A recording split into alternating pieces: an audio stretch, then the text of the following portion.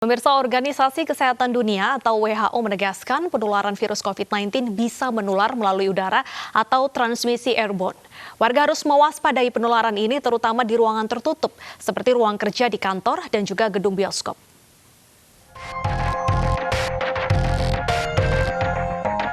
Ratusan pakar menyebut virus corona COVID-19 bukan hanya menular lewat droplet atau percikan air liur, tetapi juga bisa menular lewat airborne atau di udara. Organisasi Kesehatan Dunia WHO telah mengkonfirmasi penularan virus corona SARS-CoV-2 penyebab COVID-19 bisa menular melalui udara atau transmisi airborne. These are fields of research that are really growing and for which there is some evidence emerging but is not definitive. And therefore, the possibility of airborne transmission in public settings, especially in very specific conditions, crowded, closed, poorly ventilated settings that have been described cannot be ruled out.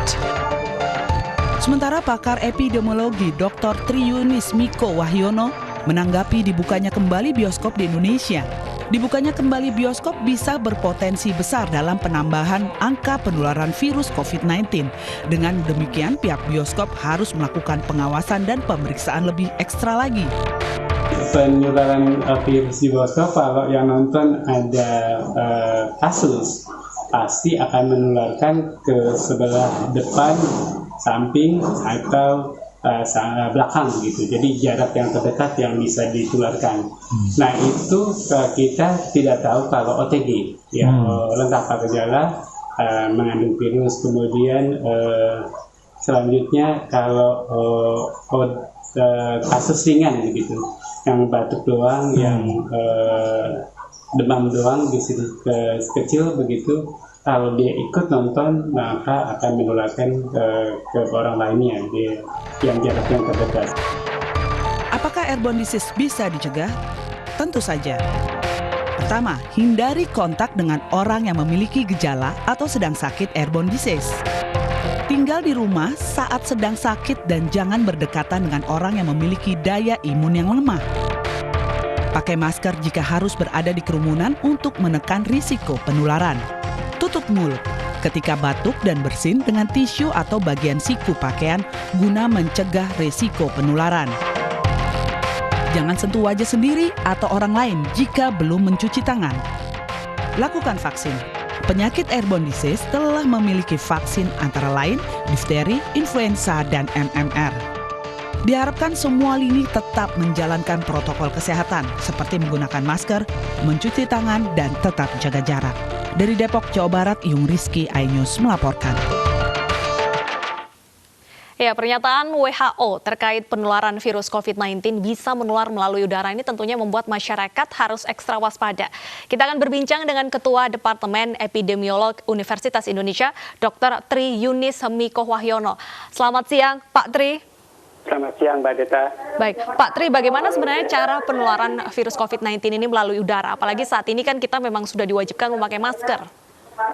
Ya, jadi pada saat orang yang infected atau orang yang infected, dia batuk atau bersin, dia akan mengeluarkan droplet sekaligus mikrodroplet. Jadi kalau droplet itu adalah yang ukurannya lebih besar, kalau mikrodroplet ada yang lebih kecil atau kurang dari 5 mikron begitu.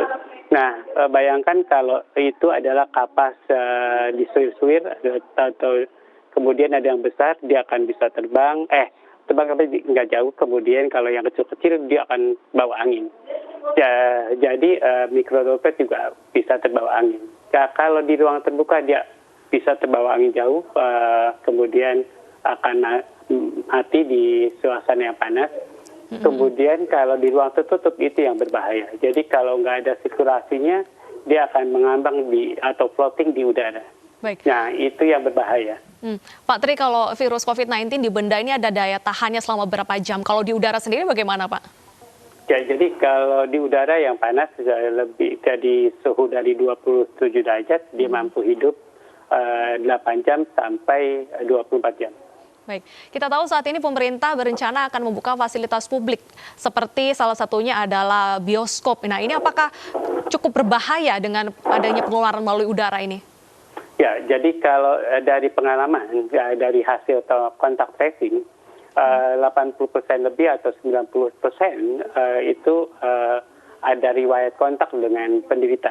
Itu menunjukkan bahwa 90% lebih tertularnya melalui droplet, bukan melalui mikrodroplet. Mikrodroplet hanya tertular mungkin 10% atau paling banyak 12%. Sayangnya WHO pada waktu mengatakan bisa menular lewat udara, tidak mengatakan berapa persen yang tertular lewat udara. Jadi menurut saya sih kalau dari bukti kontak tracing itu tertularnya melalui droplet itu sebanyak 90% karena diperlukan kedekatan, tapi yang 10% itu tidak tahu sebabnya. Gitu. Jadi di antara yang tidak tahu, yang 10% itu ada kemungkinan penularan melalui udara. Baik Pak Tri, lalu bagaimana seharusnya masyarakat ini mengantisipasi penyebaran melalui udara tersebut, Pak? Jadi utamanya di ruang tertutup yang udaranya tidak mengalir, sebaiknya kalau ada ruang tertutup diupayakan ada ventilasi atau udara mengalir. Jadi dibuka jendelanya kalau ada jendela, kemudian dibuka pintunya kalau ada pintu, kemudian diatur ventilasinya.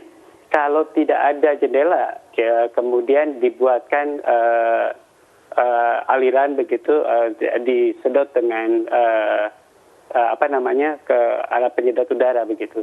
Berarti penularannya ini rentan di ruangan ber-AC seperti itu ya, Pak? Iya, jadi harus dibuatkan exhaust fan atau exhaust fan-nya atau ke udara keluarnya begitu, Mbak. Dengan protokol kesehatan yang kita sudah miliki saat ini seperti menjaga jarak, menggunakan masker atau penutup wajah, apakah perlu adanya tambahan protokol kesehatan untuk menyesuaikan penularan melalui udara? Jadi memang perlu ditambahkan pada kantor-kantor di semua sektor. Kalau buka kantor-kantornya yang ada jendela dibukakan jendelanya supaya ada udara mengalir. Kemudian kalau nggak ada jendela, ya dibuatkan exhaust fan-nya begitu. Jadi nggak harus dibuatkan. Jadi itu gampang, jadi tinggal ditempelin aja exhaust fan-nya di salah satu ruangan, kemudian udaranya dipompa keluar. Oke, itu kalau protokol kesehatan di ruangan tertutup, kalau ruangan terbuka seperti itu, apakah kecil kemungkinan? Ya, kalau ruangan terbuka kan ada sinar matahari, ya, kemudian ada aliran udara, pasti bebas udara mengalir, bahkan bisa ketiup angin ke udara ke atas, lebih aman dibanding di ruangan tertutup begitu, Mbak. Baik, berarti dari warga sendiri juga harus mengetahui secara pasti bagaimana penularan dari COVID-19 melalui udara sehingga bisa mengantisipasinya. Terima kasih Pak Tri atas informasi dan waktunya sudah bergabung bersama kami di iNews Siang.